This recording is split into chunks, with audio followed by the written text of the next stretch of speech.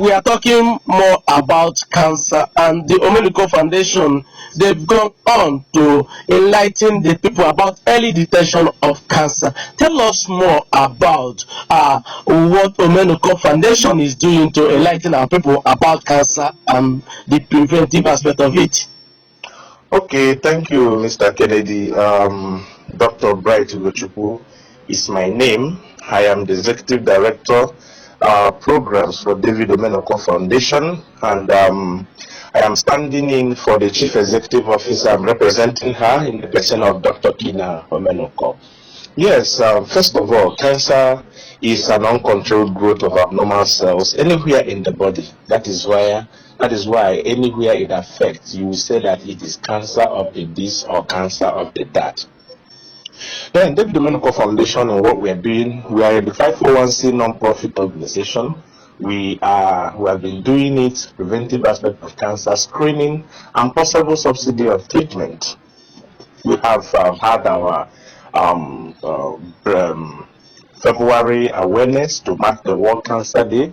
The International Body Union for International Cancer Control brought out February 4th to enlighten the world that cancer is not a death sentence.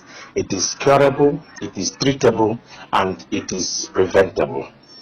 Now, what we are telling our people is these things we are calling cancer can be prevented with so many risk factors if we can prevent them. First of all, the type of food we eat. We have heard that our people should run away more from junk and go back to our native food, our fruits and vegetables, what we can describe nchuanwu, ogo, olubo, those things at our backyard. Instead of eating processed food, corn, banana, okra, banana, kongkong, they're not going to help us. Carbo exercise. The kind of exercise that is an integral part of life. From Monday to Monday, don't give me exercise. Really like that is not good. Then also, before you take medication, let it be prescribed. This thing, you go to the doctor, you go to the chemist and buy it, you suggest for yourself. Self-medications are never part of what we're doing. Then also, cancer is hereditary. Even if it's a family that has it in their gene, ensure to have regular checkup. Because when you get it early, you can prevent it early. This is what we are doing right now. Next month, we are doing our colorectal cancer awareness month in conjunction with the global colorectal cancer of the world. And we are enjoining people, we are telling people, come and know your status and come and listen to what your colon can look like. Thank you.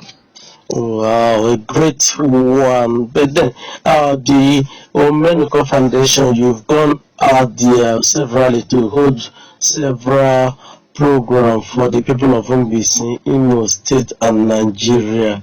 After all this program, most people will ask, what does it cost to treat cancer? And often when we tell them early detection is easier to treat than allowing it to go. What does it cost to treat cancer once you did not detect it early? Honestly, my brother, it is not something you can quantify because even in the developed community, it's still a very big challenge. That's why government steps in with what we call health insurance. But even with the people with health insurance, you can imagine how challenging it is there. Take, for example, the American Secretary of Defense, Austin Lloyd.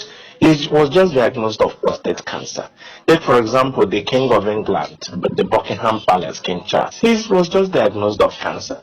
You can imagine that those people at that stage, what it will take them. Then you can imagine here in Nigeria, where the average person lives below $1.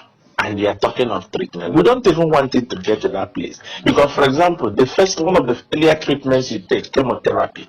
Chemotherapy, you take it like 3 times, 3 times a month. And each of those medication is not less than 250,000 naira. apart from other medications, apart from other investigation, diagnosis, and apart from all feeding, apart from their own personal responsibility.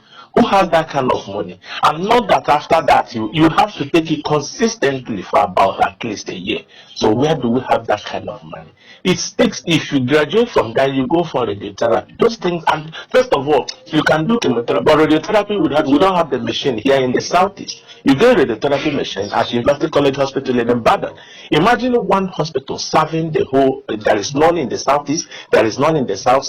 You only get it at Ibadan. That means the whole population in the southeast and the south will have to die because there is no chance in Ibadan. So it's not something we want to get there. It's something we want to prevent before it gets there, and that's the goal of Omenukor Foundation.